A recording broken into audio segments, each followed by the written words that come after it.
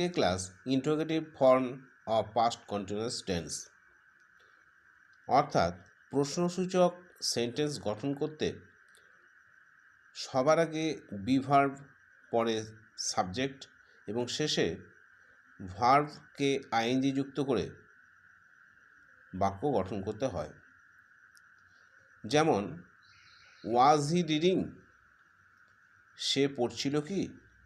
এখানে প্রথমে he subject অনুসারে ওয়াজ অক্সিলারি ভার্বকে ব্যবহার করা হলো এবং পরে সাবজেক্ট হি এবং শেষে ভার্ব সঙ্গে আইএনজি যুক্ত রিডিং ব্যবহার করা হলো। দ্বিতীয় বাক্যে ওয়ার দে প্লেইং, এখানে দে সাবজেক্ট, দে অনুসারে বি ভার্ব পাস্ট টেন্সের ওয়ার, তাই আমরা ওয়ারটাকে প্রথমে লিখে পরে দে এবং প্লেইং বসালে আমরা ইন্টারোগেটিভ ফর্ম পেয়ে গেলাম এবং যার অর্থ তারা খেলছিল কি। একইভাবে আরও কয়েকটি বাক্য এখানে দেওয়া হলো, সেগুলো একই নিয়মে গঠন করে দেখানো হলো।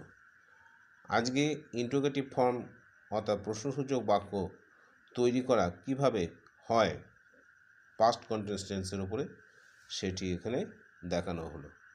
আজকে এই পর্যন্ত।